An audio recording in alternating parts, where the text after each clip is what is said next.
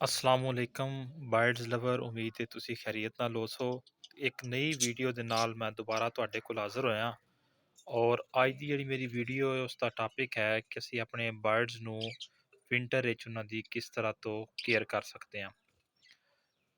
Friend, ਜਿਸ ਤਰ੍ਹਾਂ ਤੁਹਾਨੂੰ ਪਤਾ ਹੈ ਕਿ ਸਰਦੀਆਂ ਦੇ ਮੌਸਮ ਦੇ ਅੰਦਰ ਸਾਨੂੰ ਜ਼ਰਾ ਆਪਣੇ ਪਰਿੰਦਿਆਂ ਦਾ ਜ਼ਰਾ ਖਾਸ ਖਿਆਲ ਰੱਖਣਾ ਪੈਂਦਾ ਹੈ ਤਾਂ ਕਿ ਉਹਨਾਂ ਦੀ ਬਰੀਡ ਵੀ ਅੱਛੀ ਹੋਵੇ ਔਰ ਉਹ ਮੁxtਲਿਫ ਬਿਮਾਰੀਆਂ ਤੋਂ ਵੀ ਮਹਿਫੂਜ਼ ਰਹਿ ਸਕਣ। ਜਿਸ ਤਰ੍ਹਾਂ ਮੈਂ ਤੁਹਾਨੂੰ ਪਹਿਲੀ ਵੀਡੀਓ ਦੇ ਅੰਦਰ ਦੱਸਿਆ ਹੈ ਕਿ ਮੇਰੇ ਕੋਲ ਸਿਰਫ ਦੋ ਪੇਅਰ ਹਨ ਬਜਰੀ ਦੇ ਔਰ ਮੈਂ ਉਹਨਾਂ ਦੇ ਨਾਲ ਹੀ ਆਪਣੀ ਬਰੀਡ ਨੂੰ ਇਨਸ਼ਾਅੱਲਾ ਅੱਗੇ ਲੈ ਕੇ ਚੱਲਾਂਗਾ। ਤੁਸੀਂ ਵੇਖੋਗੇ ਕਿ ਇਨਸ਼ਾਅੱਲਾ ਮੇਰੀ ਜਿਹੜੀ ਇਹ ਕਾਲੋਨੀ ਹੈ ਇਹ ਇਨਸ਼ਾਅੱਲਾ ਬੱਚਿਆਂ ਦੇ ਨਾਲ ਔਰ ਪੇਅਰ ਦੇ ਨਾਲ ਇਨਸ਼ਾਅੱਲਾ ਆਉਣ ਵਾਲੇ ਦਿਨਾਂ ਦੇ ਵਿੱਚ ਭਰ ਜਾਏਗੀ। ਅੱਛਾ, ਵੀਡੀਓ ਨੂੰ ਮੁਖਤਸਰ ਕਰਦੇ ਹਾਂ।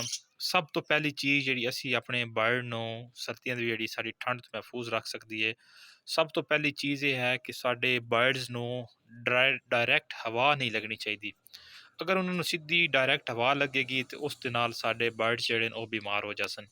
ਇਸ ਵਾਸਤੇ ਤੁਸੀਂ ਜਿਹੜੀ ਪੋਲੀਥੀਨ ਦੀ ਸ਼ੀਟ ਹੁੰਦੀ ਹੈ ਜਿਹੜੀ ਆਮ ਤੌਰ 'ਤੇ ਗਾਉਂ ਦੇ ਅੰਦਰ ਦਿਹਾਤਾਂ ਦੇ ਵਿੱਚ ਜਿਹੜੀ ਛੱਤਾਂ ਦੇ ਉੱਤੇ ਪਾਈ ਜਾਂਦੀ ਹੈ, ਉਹ ਸ਼ੀਟ ਅਗਰ ਤੁਸੀਂ ਲਾ ਦਿੰਦੇ ਹੋ ਤਾਂ ਉਸ ਦੇ ਨਾਲ ਇਹ ਹੈ ਕਿ ਤੁਹਾਡੇ ਬਰਡਸ ਜਿਹੜੇ ਹਨ ਉਹਨਾਂ ਨੂੰ ਸਿੱਧੀ ਹਵਾ ਠੰਡੀ ਨਹੀਂ ਲੱਗੇਗੀ, ਜਿਸ ਵਜ੍ਹਾ ਤੋਂ ਉਹ ਬਿਮਾਰ ਨਹੀਂ ਹੋਣਗੇ।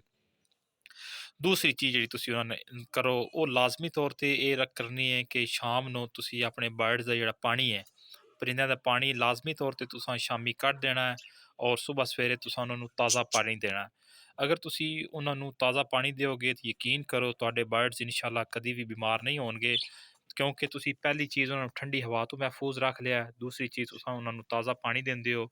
ਔਰ ਇਸ ਤੋਂ ਬਾਅਦ ਜਿਹੜੀ ਅਸੀਂ ਚੀਜ਼ ਕਰ ਸਕਦੇ ਹਾਂ ਕਿ ਜਿਹੜਾ ਤੁਸੀਂ ਸੀਡ ਮਿਕਸ ਇਸਤੇਮਾਲ ਕਰਦੇ ਹੋ ਉਸ ਸੀਡ ਮਿਕਸ ਦੇ ਅੰਦਰ ਤੁਸੀਂ ਉਹਨਾਂ ਨੂੰ ਕਨੇਰੀ ਸੀਡ ਦਾ ਇਸਤੇਮਾਲ ਕਰੋ। ਜਿਹੜਾ ਕਨੇਰੀ ਦਾ ਬੀਜ ਹੁੰਦਾ ਹੈ ਉਹ ਬੀਜ ਆਪ ਪਰਿੰਦਿਆਂ ਨੂੰ ਠੰਡ ਤੋਂ ਮਹਿਫੂਜ਼ ਰੱਖਣ ਵਾਸਤੇ ਇਸਤੇਮਾਲ ਹੁੰਦਾ ਹੈ।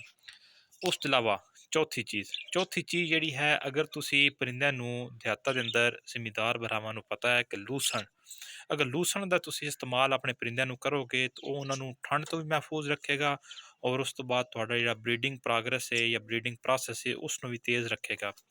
ਇਹ ਚਾਰ ਚੀਜ਼ਾਂ ਮੈਂ ਦੱਸੀਆਂ ਨੇ। ਨੰਬਰ 1 ਮੈਂ ਦੁਬਾਰਾ ਦੁਹਰਾ ਦਿੰਦਾ, ਨੰਬਰ 1 ਹੈ ਕਿ ਠੰਡੀ ਹਵਾ ਤੋਂ ਸਿੱਧੀ ਨਾ ਲੱਗੇ ਉਸ ਤੋਂ ਮਹਿਫੂਜ਼ ਰੱਖਣਾ।